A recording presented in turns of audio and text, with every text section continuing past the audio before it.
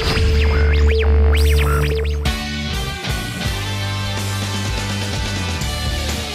watching Sportsbeat, presented by Utah Disaster Cleanup. Welcome back. As the beat rolls on, very few men have had as great an impact on the Utah Jazz franchise as Frank Layden, and very few have been as entertaining. The legendary coach and executive recently sat down with Rod to discuss the future of the Utah Jazz and his work with a different Jazz team. All right, Frank, it is always good to see you. Good to have you in. Rod, it's good to be here. It's good to be. It's better to be seen than viewed. Let's put it that way, all right? And you've undertaken a project here, Doin Hard Work, documenting an audiobook for the Wheelin Jazz and their 1,500-mile trip in one weekend to L.A.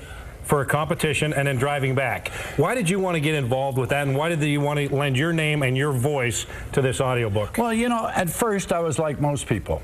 It was a curiosity about guys who would play basketball in a wheelchair.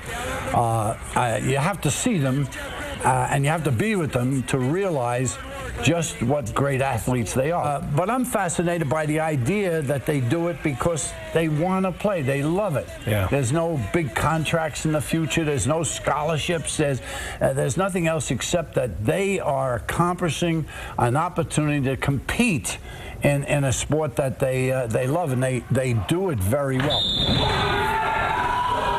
It's a $10, it's an audio book, and it's available at doinhardwork.com, and that $10 goes back to help these guys. Okay, now, shifting gears a little bit to the Utah Jazz, Trey Burke, he's the leader of this team. He makes it click now, even though he's a rookie. You have to be impressed by Trey Burke because he can not only get it done scoring-wise, he doesn't turn the ball over. The one thing he can do that point guards have to be able to do, and that's he can get the ball to wherever he wants. He shoots. He has great range for a young player. When John Stockton came with us, that was one of his faults. He needed to work on his depth. He wasn't a great long-range shooter. He was a medium-range shooter. This kid can shoot the three-pointer. Do you miss John Stockton and Karl Malone watching them do their work on the court? Oh yeah, you know, I mean that was a duo. You know, that was the Batman and Robin. They could do anything they wanted. But you know what? The thing I admired about them, first of all, they came and they practiced the same way they played in the games. Yeah. They went along with what Lombardi said. Winning is not a sometimes thing. And I'll use this as a Karl Malone about his toughness. We were playing an exhibition game in New Mexico. All right. Karl Malone got a finger bent back. I mean, it was back by his wrist, and it was painful to look at. So I went to the locker room to see how he was. I'm thinking, is he out for the season? What's going on here? You know, he grabbed it.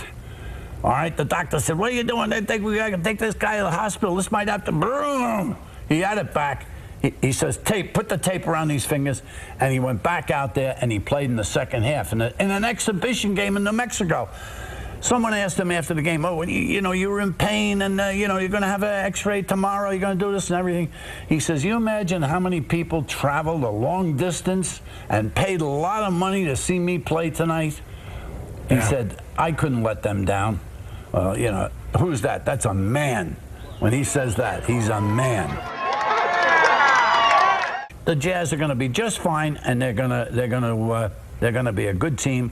Maybe not next year, but certainly within the next 3 years, we're going to see. If nothing happened, if they didn't get anybody in the draft, the kids they have now will rise to a position where they would be very good anyway. All right, good luck with the audiobook, Doin Hard Work, and you can get it at doinhardwork.com. And by the way, if you buy this book, you're going to have a lot of fun watching it. You're going to be inspired. You could show it to your kids.